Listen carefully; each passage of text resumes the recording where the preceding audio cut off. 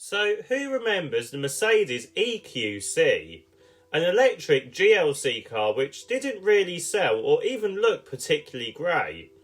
What followed was a range of electric cars like the EQS, EQE, EQB and EQA. Now, these aren't bad cars, but again, they didn't look particularly great or like a Mercedes. After this, Mercedes ripped up their own electric car rulebook and done a huge reset on their electric cars, starting with the CLA with EQ. A very good looking car with advanced technology. Well, it is time to replace the EQC with this, the GLC with EQ. And with the petrol GLC being the most popular Mercedes, the electric version has a lot to live up to. Let's have a look to see what it is like. Welcome to Everything Cars and More.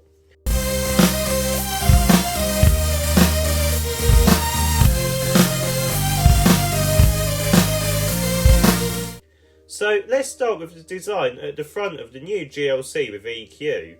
To start with, we get this big and upright grille that has been designed to mimic an older style Mercedes grille. And I'll be honest, at first when the car was revealed I wasn't too sure of it. But in person the grille isn't as big as you think it is, and it suits the car really well. There are also a lot of squares that light up on this grille, including the Mercedes badge. It really looks classy. Now, talking about the Mercedes badge, we get the Mercedes stars in the headlights that give this car a premium look.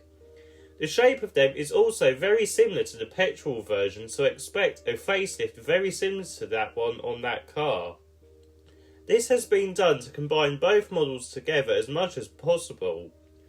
The bumper design is classic Mercedes with a large body colour side vent and a discreet lower grille. Overall then, the design does look like a petrol car and I do really like it. Is it as good as the BMW iX3? Well, you will have to find out at the end of this video, but it does look promising. Moving around to the side of the new GLC with EQ, and we don't get a bubble design like the previous EQC. In fact, we get a very nice and natural GLC silhouette. It makes this car feel much more welcoming and also premium looking. You also get minimal creases too, just like any other Mercedes, and you also, like other Mercedes, you get a set of pop-out door handles and some chunky door mirrors. You also have some side steps that you can finally don't need in the UK, as I do know a few people don't like them. Wheel designs are also typical Mercedes, but they are still aerodynamic to help with the range of the car. Again, more on that in a moment. Moving around to the back of the GLC, and this is where it has a completely new look that we haven't seen on any other Mercedes. Now, to me, I don't know what it actually looks like. It looks a bit like a visor on a helmet, but I've also heard some people mention it looks like some very high exhausts. What do you think? Let me know in the comment section below, and whilst you are at it, don't forget to like and subscribe. Anyway, we get this black section that stretches the width of the rear, and this houses a twin set of Mercedes star taillights, which I do quite like. It also houses a sort of light bar, which again looks decent. Just below this panel we get the older style Mercedes font which everyone knows and likes, and on the bumper we get a decent design which unfortunately does have fake exhausts. I do like the design though, and it does make the car look more futuristic. Right, let's have a look to see what battery motor options you can have with the new Mercedes GLC. So for the battery motor options there is only one option available at the moment, but there will be cheaper versions and more expensive versions coming in the future, and possibly even an AMG model. This is the sweet spot option in my opinion. This is called the GLC 400 4MATIC, and this uses a dual motor setup giving the car 4-wheel drive and a total of 485 brake horsepower. This can do 0 to 62 in 4.3 seconds, which is quite quick too.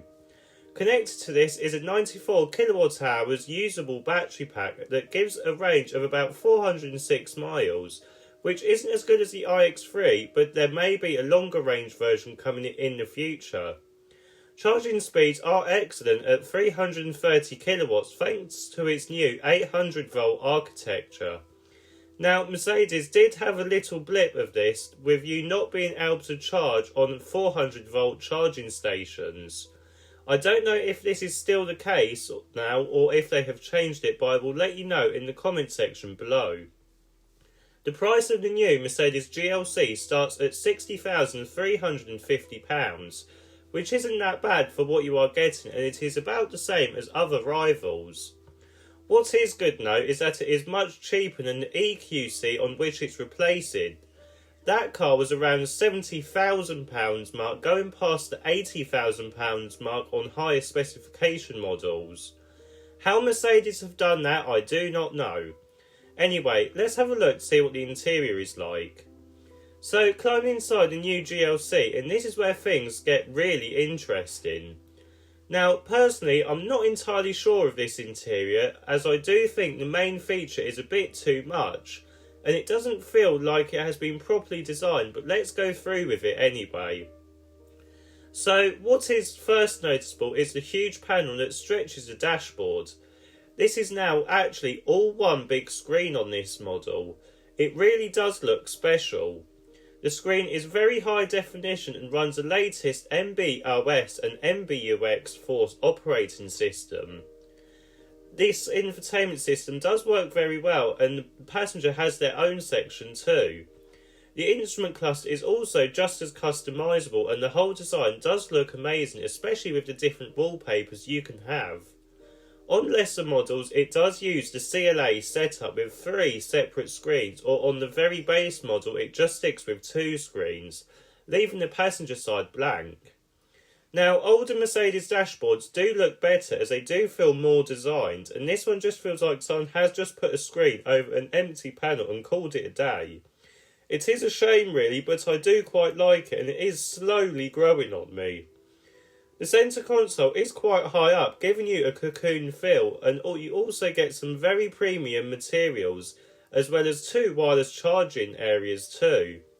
You also have a few shortcut buttons, and the door cards do have a premium design with premium materials. We also get some very comfy and supportive seats. The steering wheel is just like any other Mercedes steering wheel, but the buttons have been rearranged, and we also now get some physical switches, just like the one on the CLA. Overall though, it is an extremely nice place to be, and dare I say it, better than the iX3. Right, let's have a look at the rear seats. So, climbing into the back of the GLC with EQ, and the first thing that you noticed is the flat floor. That is because the GLC with EQ is based on an EV platform, unlike the EQC. This makes it easier to sit 3 people in the back. Legroom and headroom are also good for a 6'2" person, and materials are still high quality too. You also get your own armrest, heated seats and air vents. Right, let's have a look at the boot. So, opening the boot to the new GLC with EQ, and you're welcomed with 570 litres of space. This is quite more than the iX3, which is 50 litres less. Unfortunately though, it is smaller than the new Volvo EX60. Folding the rear seats down, and you are welcomed with 1,740 litres, which is still a decent amount. What is also good though is that you get a 128 litre front boot, which is more than enough for your charging cables and even some shopping. So in summary then, what do I think of the new GLC with EQ? Well, it would be easy to say what I don't like about it. I think the only downside for me is the dashboard, where it doesn't feel as designed as it could do, but that would not stop me from buying this car. This car has a lot going for it. It is brilliant looks on the outside and amazing technology inside. Practicality is also very good. Now, is it better than its rivals like the BMW iX3? Well, if you prefer a more classical approach to an electric car, then this will suit you much more than the futuristic iX3. For me, the iX3 is just a bit too futuristic for me, but don't get me wrong, it is still an excellent car. The Audi Q6 e-tron is also an excellent car, but it doesn't have a touch of class that Audis used to have. It feels cheaper than what it should be, and that is the same with all other Audis at the moment.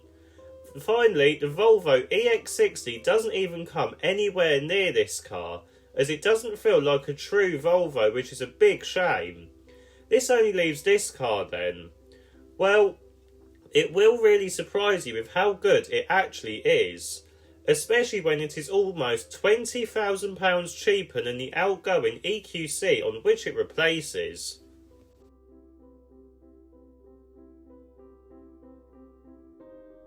So, what do you think of this car then? Leave a comment below, and whilst you're at it, don't forget to give a like and subscribe to Everything Cars and More. I'll see you in the next video.